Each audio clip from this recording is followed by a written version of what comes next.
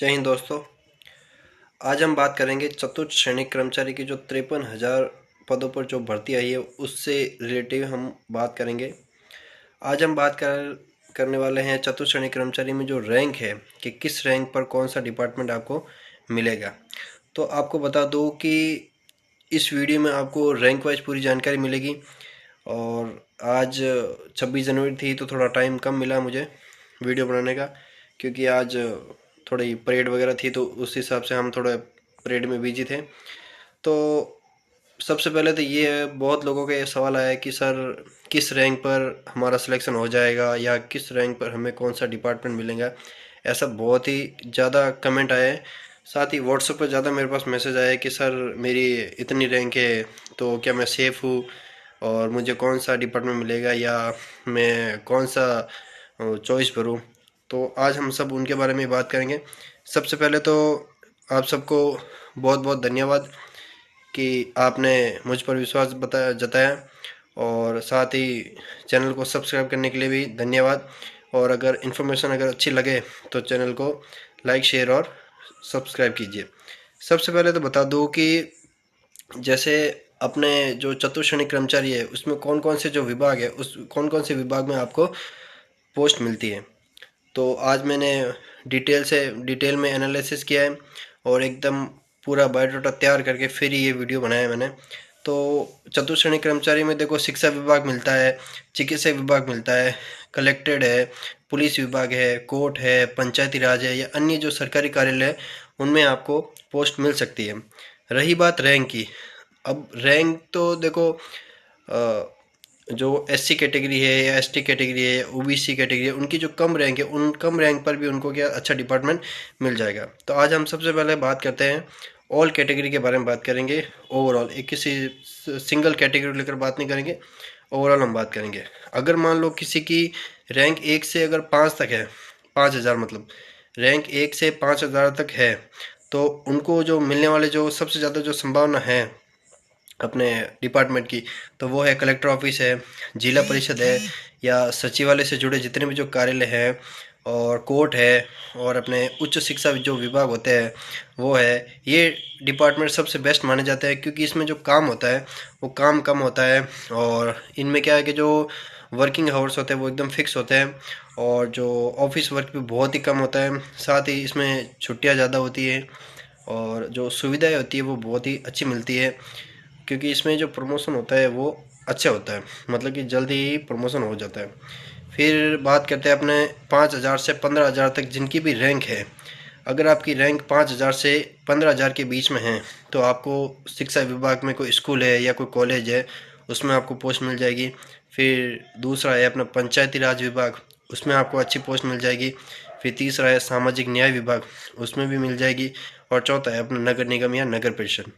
ये अच्छे डिपार्टमेंट माने जाते हैं क्योंकि इनमें जो काम होता है वो बहुत ही फील्ड का हो सकता है। मतलब ये जो नगर परिषद है इनमें क्या फील्ड का काम हो सकता है, जैसे कहीं बाहर जाना हो, फाइल इधर उधर करनी हो, ये हो सकता है। लेकिन जो जॉब होती है वो एकदम सिक्योर और सम्मानजनक होती है।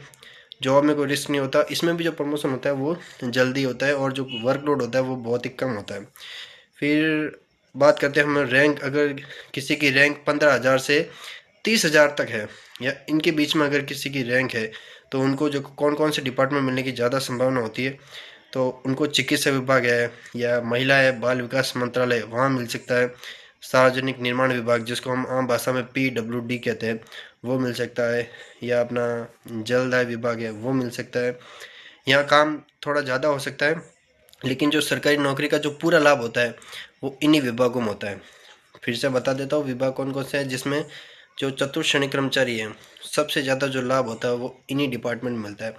जैसे अपने चिकित्सा विभाग है, चिकित्सा विभाग है, महिला एवं बाल विकास विभाग है, सार्वजनिक निर्माण विभाग है, जलदाय विभाग है, और अपना जो PWD है जैसे मैंने बताया आपको।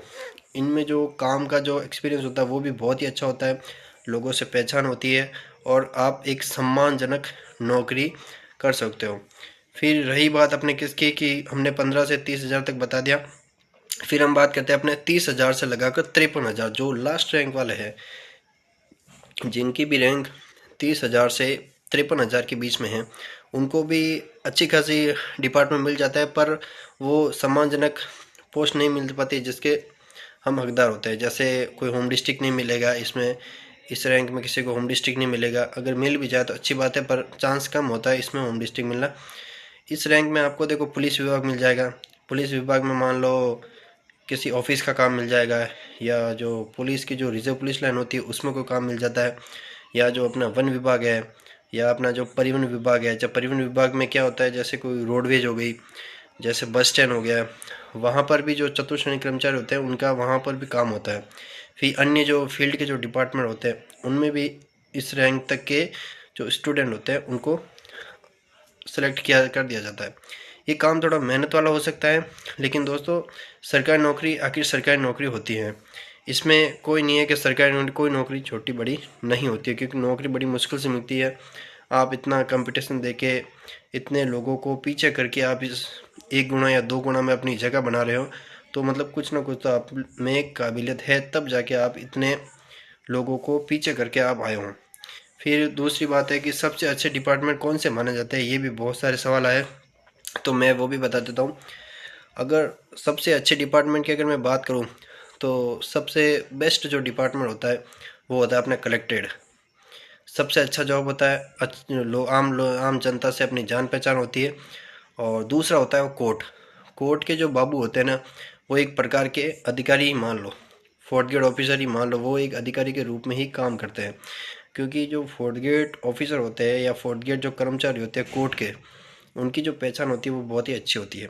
फिर दूसरा होता है सचिवालय, जो कि सबसे सम्मानजनक और सबसे रिस्पेक्टेबल जो जॉब होती है वो होती है सचिवालय में। क्योंकि सचिवालय में सबसे बड़े बड़े आईएएस आईपीएस उनके ऑफिस वर्क फाइल इधर उधर करना, तो बड़े बड़े अधिकारियों के नज़रों में आते हैं, और मतलब उनकी जान पहचान बनती रहती है अपने। फिर इन जगहों पर क्या होता है, काम का दबाव कम होता है, टाइम टेबल भी इनका अच्छा होता है, शनिवार को छुट्टी हो जाती है, रविवार को छुट्टी, और भविष्य में सुविधाएं भी ज़्यादा होती है। फिर बात की जाए तो कि डिपार्टमेंट चॉइस सोच समझ कर ही उपलब्ध होती है, और सोच समझ कर ही अपना चॉइस भरिए। अगर आपको होम डिस्ट्रिक्ट मिल रहा है तो कोई भी डिपार्टमेंट आप ज्वाइन कर लीजिए, होम डिस्ट्रिक्ट की होड़ नहीं होती है, होम डिस्ट्रिक्ट सबसे बेस्ट होता है। तो ये दोस्तों ये थी पूरी जानकारी राजस्थान चतुर्श्रेणी कर्मचारी भर्ती रैंक वाइज डिपार्टमेंट को लेकर। अगर आपको ये वीडियो फ़ायदेमंद लगता है तो वीडियो को लाइक कीजिए, शेयर कीजिए और सब्सक्राइब कीजिए। साथ ही चैनल को ज़्यादा से ज़्यादा शेयर कीजिए। आपका सपोर्ट हमारे लिए बहुत ही ज़रूरी है दोस्तों। जय हिंद।